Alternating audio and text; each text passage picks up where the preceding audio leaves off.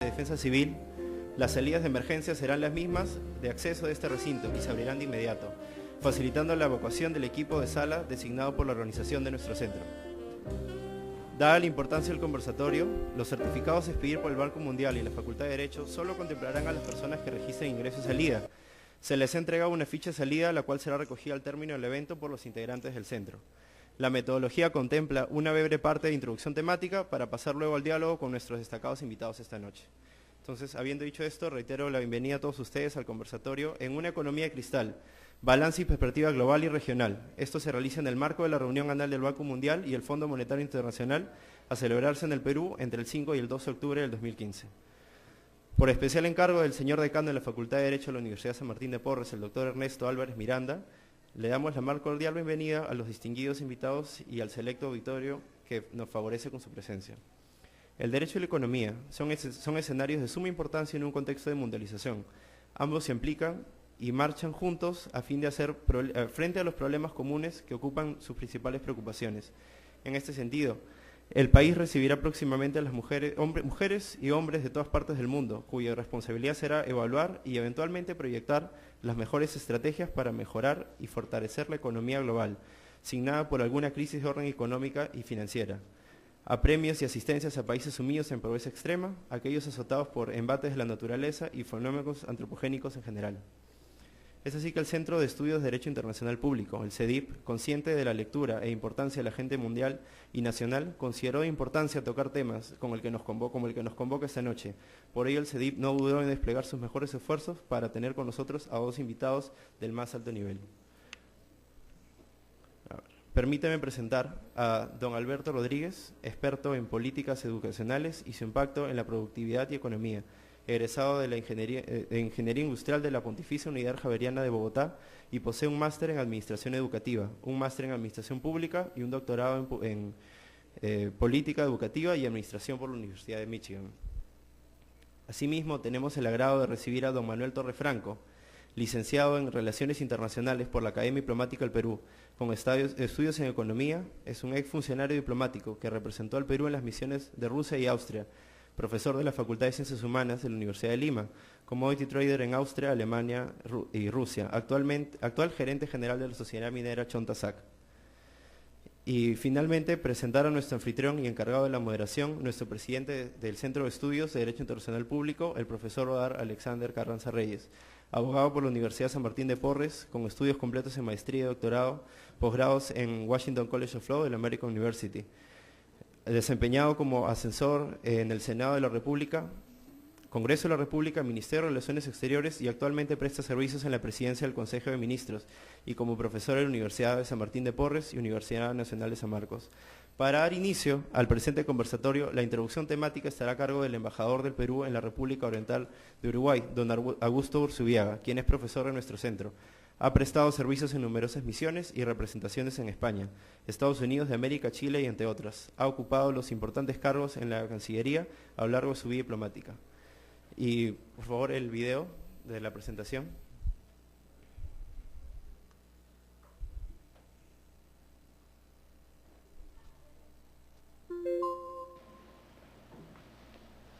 Buenas tardes, soy Augusto Urzubiaga, soy el embajador del Perú en Uruguay y también el representante del Perú ante ALADI y Mercosur.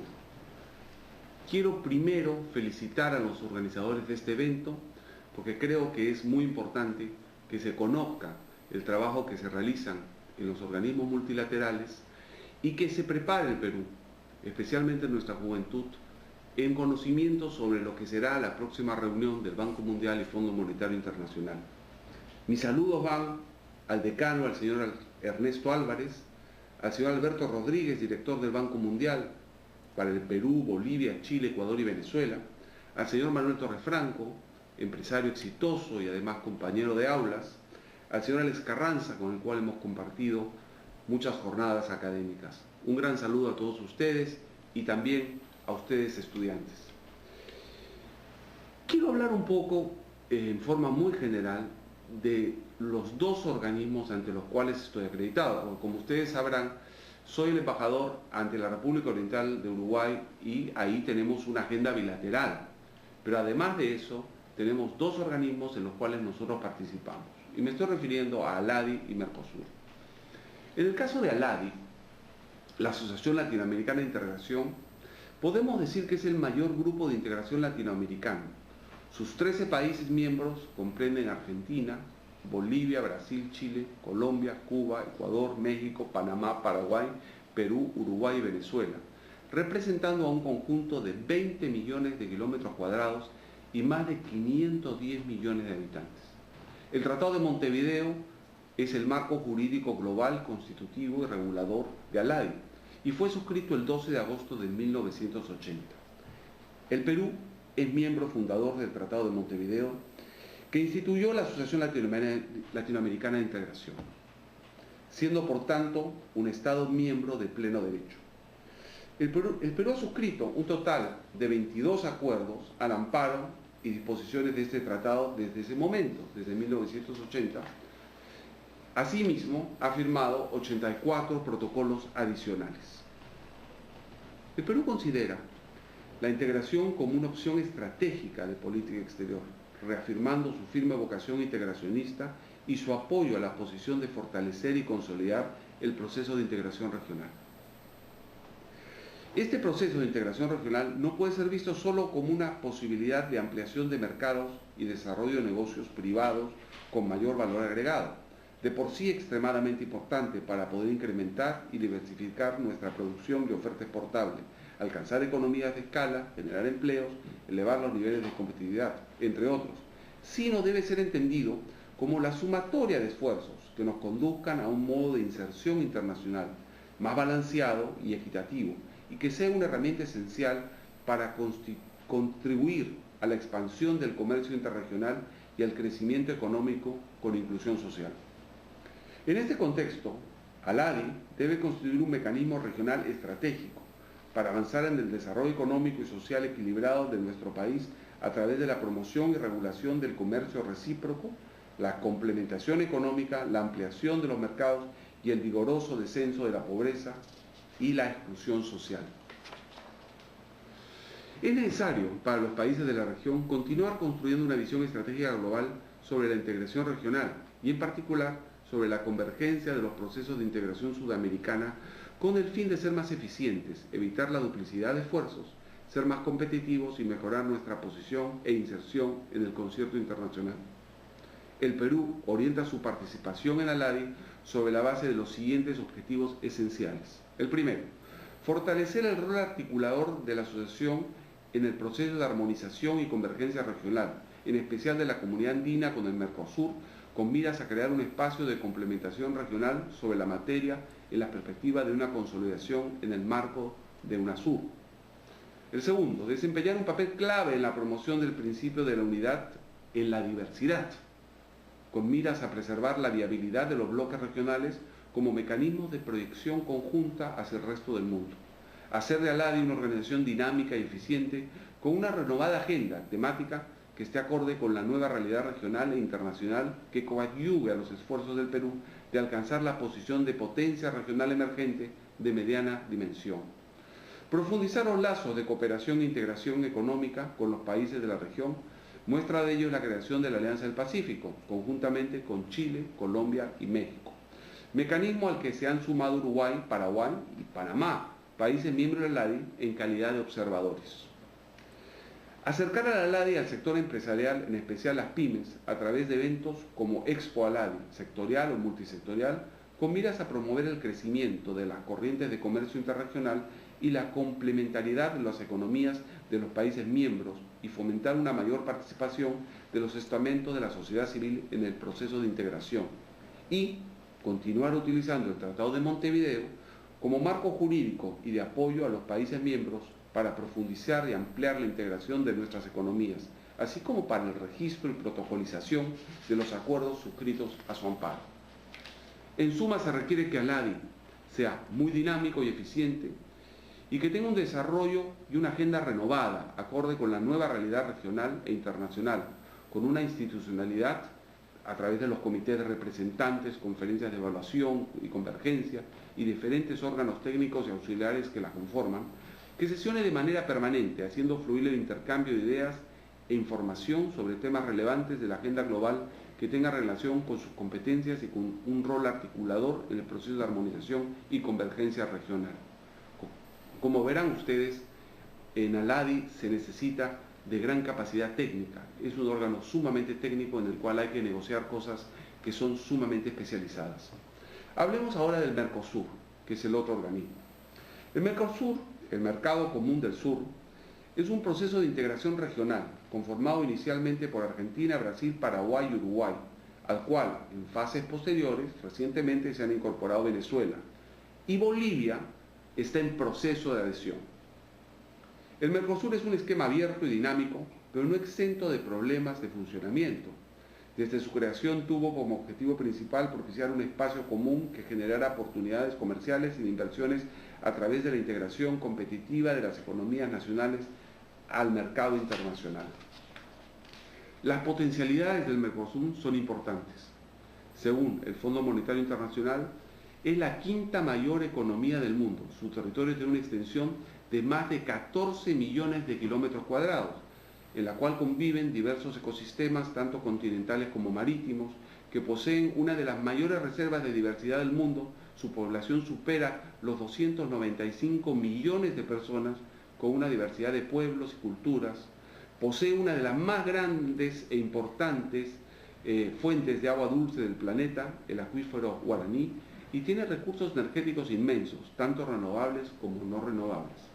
El Perú, en su condición de Estado asociado al Mercosur, aspira a fortalecer su presencia en dicho mecanismo de integración regional, principalmente a través de dos vías: la suscripción y adhesión de instrumentos jurídicos que se adopten en su ámbito y que sean de interés, y asistiendo en la medida de lo posible a las reuniones sectoriales de los distintos órganos del Mercosur, especialmente en las reuniones de los Ministerios del Interior, Justicia, Asuntos Sociales, Migración, Cultura y Salud. De otro lado, para el Perú es importante tener una creciente participación en las reuniones sectoriales de los distintos órganos del Mercosur, que se sustenta en la posibilidad de intercambiar experiencias y armonizar normativa con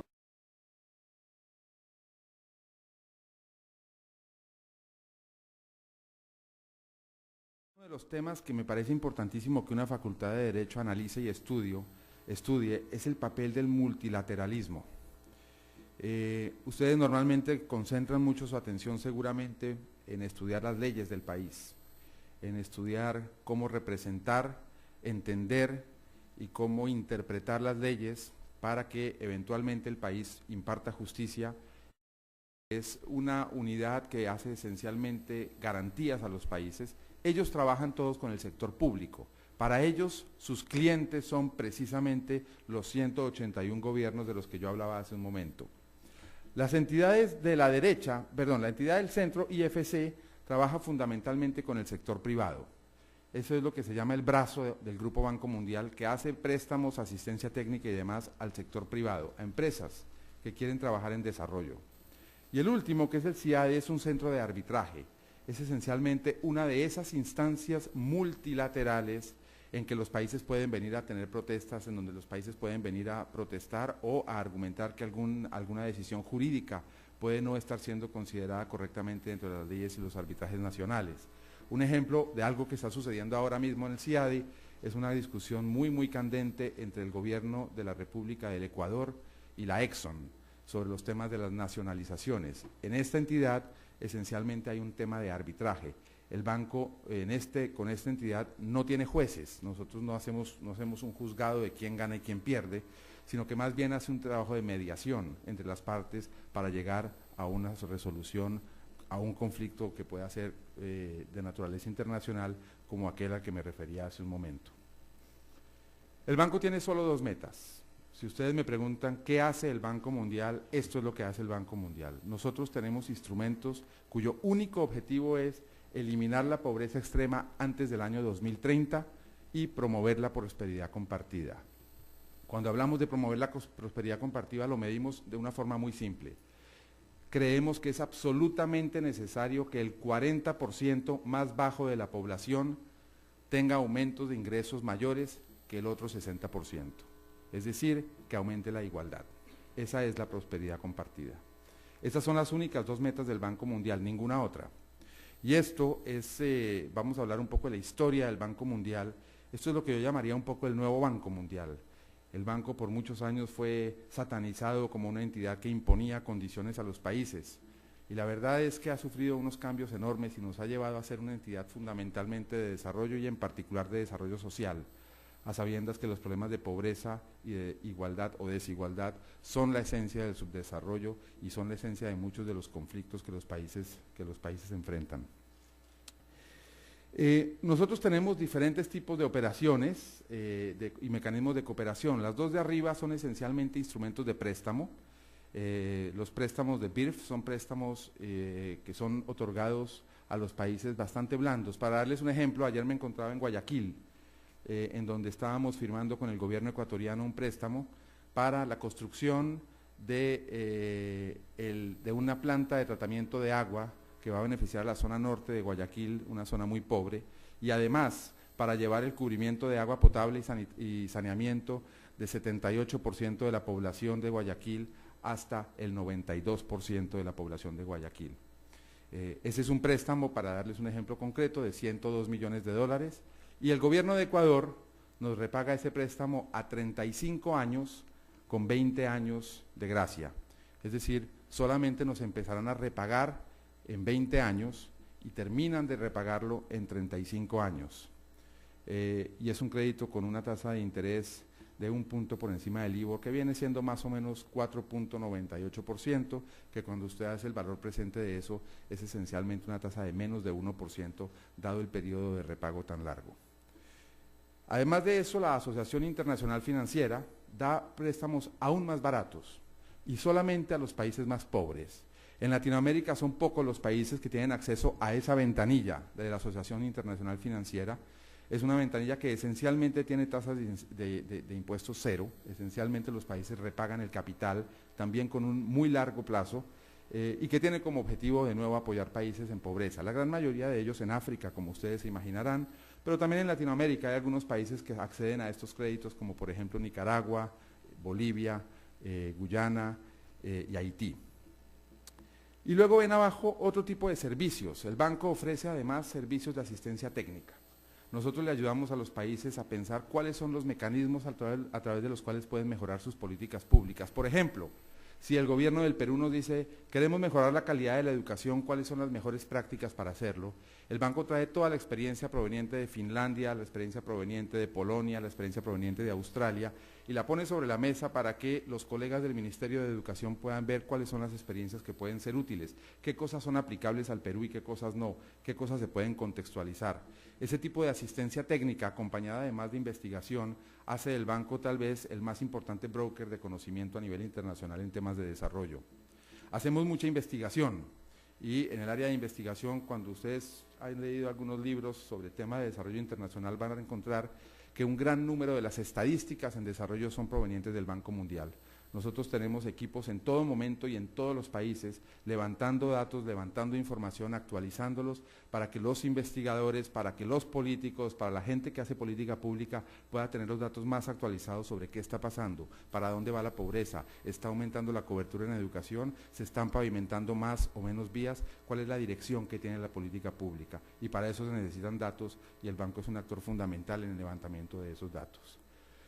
Manejamos muchos fondos, lo que llamamos trust funds, que son fondos de terceros que nosotros administramos, y la razón por la cual piden al banco que lo administre es porque el banco tiene unos mecanismos supremamente estrictos de administración de recursos. Cuando un país pide al banco un préstamo hay una gran garantía, y es que con ese dinero no habrá corrupción.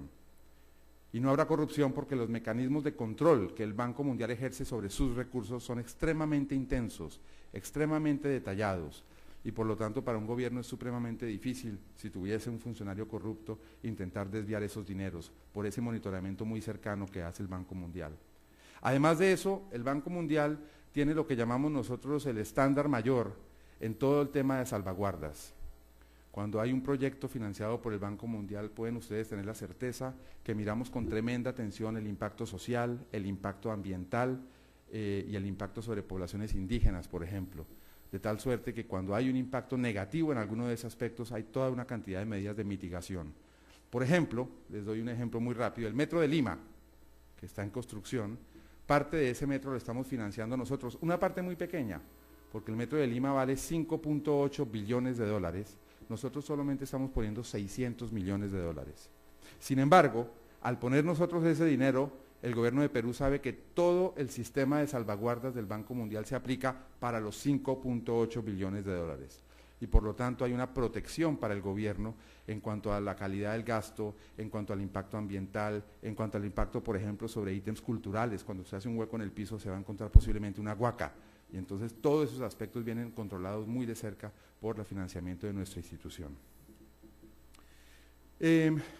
¿Cuáles son los principales activos del banco? Bueno, por un lado, el tema del dinero, y actualmente el Banco Mundial, ustedes lo pueden ver allí,